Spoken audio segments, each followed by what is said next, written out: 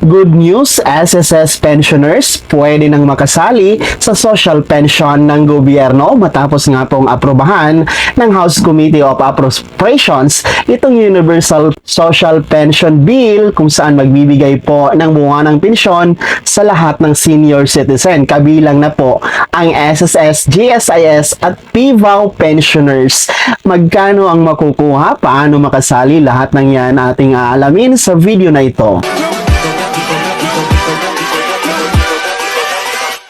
Hold up.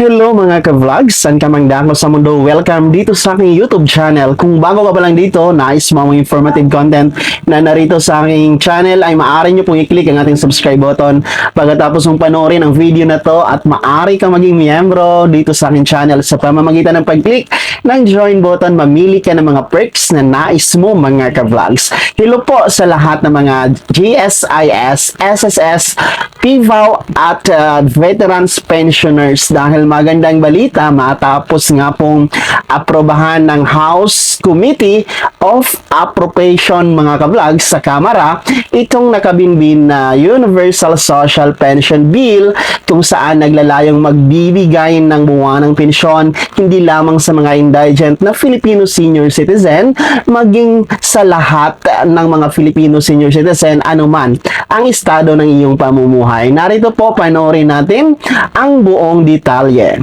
Pensyon para sa lahat ng Pilipinong senior citizen. Ang misyon ng pinapagulo ngayong panukala sa Kamara. Ang tanong, saan kukunin ang pondo para dyan? Nakatutok si Jonathan Andal. May pensyon ngayon sa mga senior citizen pero para lang sa mga indigent o mahihirap. Si Nanay Beatriz na 72 years old na ni minsan hindi raw nakatanggap ng pensyon kahit lagi raw siya nag-a-apply para rito. Sabi magpa-validate, nakailang validation na po ako. Wala, hanggang ngayon po, wala pa din po. Laging nadi-deny po. Kadalasan po yung mga iba namamatay na nga sa kapapalo up, wala din po nang nangyayari.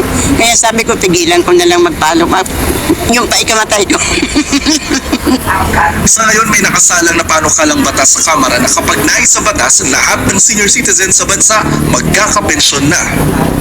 Wala ng qualification. Lahat, basta 60 years old and above, mayaman man o mahirap man, may pension man o wala, makakatanggap ng buwanang pension. Magre-register ka sa OSCA para maibilang ka na senior citizen. Sa ilalim ng Universal Social Pension Bill, 500 pesos kada buwan ang pensyon sa unang taon. Kada taon, dadagdagan ng 100 piso hanggang maging 1,000 piso.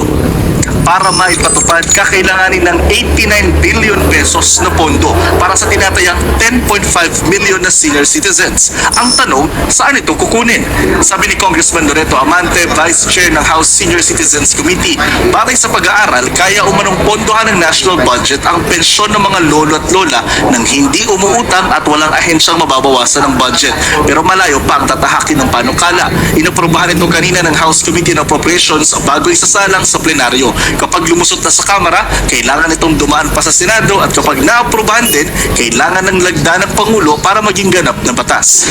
So ayon po sa ating nakita at narinig mga ka-vlogs, hinggil nga po dito sa status, pinaka-latest na status nitong Universal Social Pension Bill ay aprobado na nga po ito dito sa House Committee of Appropriation dyan po sa Kamara. So ibig sabihin nito, after po kasi dito sa House Committee of Appropriation ay ang susunod nito ay isasalang ito sa plenaryo kung saan after nito nga masalang sa plenaryo kung ma-approve ito ng Congress mga ka-vlogs ay ang susunod nito ay sa Senado na naman po ito isasalang at pagkatapos nito sa Senado kung approve ito doon at saka ito pipirmahan ng Pangulo ng Pilipinas para maging isang ganap na batas. At dito nga po sa Universal Social Pension Bill ay wala pong pinipili. Ibig sabihin lahat po ay magiging bahagi, magiging benepisyaryo at magiging kasali dito sa buwanang pensyon na ngayon tinatamasa ng mga indigent senior citizen lamang sa pamamagitan nitong DSWD Social Pension. Kung saan mga ka-vlogs, no, ayon po sa panukala dito sa Universal Social Pension Bill, sa unang taon ay makakatanggap po ang lahat ng mga Filipino senior citizen na edad 60 years old pataas ng 500 piso. Pauna po yan, no? Sa paunang taon po yan, no?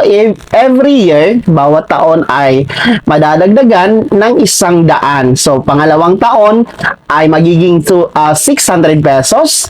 Pangatlong taon, magiging 700 pesos hanggang sa susunod na 5 taon makukumpleto po at maaabot ang 1,000 pesos. At ito nga po ay para po no sa tinatayang nasa 10.5 million na Filipino senior citizen na nabubuhay dito sa Pilipinas or nasa abroad mga ka-vlog. So, yung 10.5 million senior citizen na target na bibigyan nitong 1,000 buwanang pensyon sa pamamagitan ng Universal Social Pension Bill mga ka-vlogs ay lahat po yon, no? Ibig sabihin, meron ka mang source of income, no? May kaya ka man sa buhay, mahirap ka man, meron ka bang negosyo, whatever, no? Kung meron ka bang tinatanggap na pensyon sa SSS, GSIS, PVAW, maging veterans pensioner ka man, kasali na po lahat mga kablas. Kaya nga po sinasabi or tinatawag itong Universal Social Pension dahil from the word universal ay talagang pangkalahatan ito. Walang pipiliin mga ka-vlog. So, ito nga po, no, 10.5 million na senior citizen yung target na bibigyan, no, nitong buwanang pensyon na 1,000.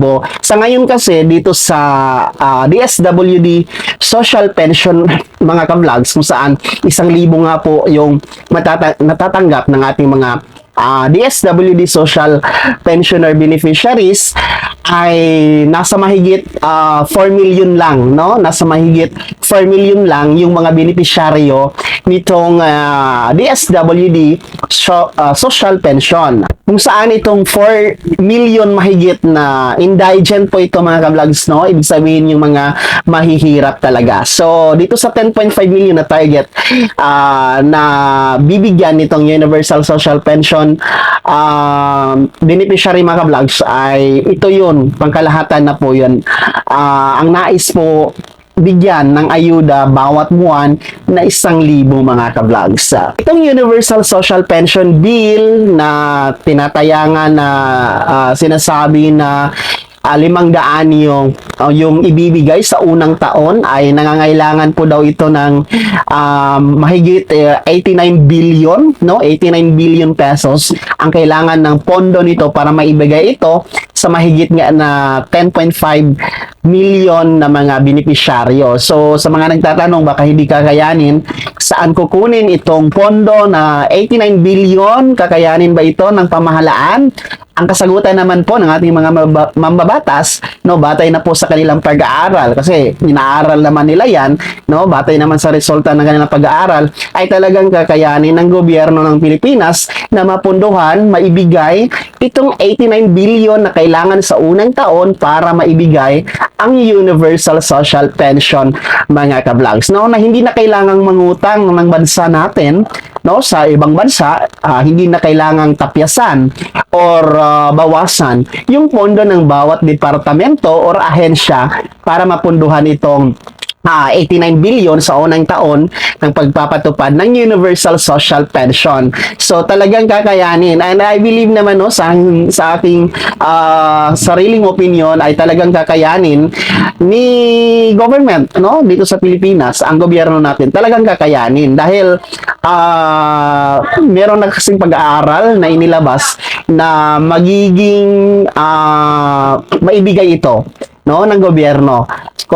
Bago ito ipatupad, bago ito maisabatas ay talagang nasisiguro ng gobyerno na maipatupad ito, maibigay ng maayos sa lahat ng mga Filipino senior citizen. Sa mga nagtatanong kung kasali pa ba yung mga social pension beneficiary ngayon, yung mga tumatanggap ngayon ng 1,000 piso bawat buwan, no, na mga indigent, yes po, kasali pa rin po. No, kaya nga sinasabi na universal social pension dahil pangkalahatan, kasali po yon, no. Pangalawa, sa mga nagtatanong, kung kasali ba yung mga merong mga pensyon ng GSIS, SSS, PVAW, yes, kasali din po mga ka-vlog. So talagang wala na itong pipiliin, pantay-pantay na, wala nang diskriminasyon sa lahat ng mga Filipino senior citizen.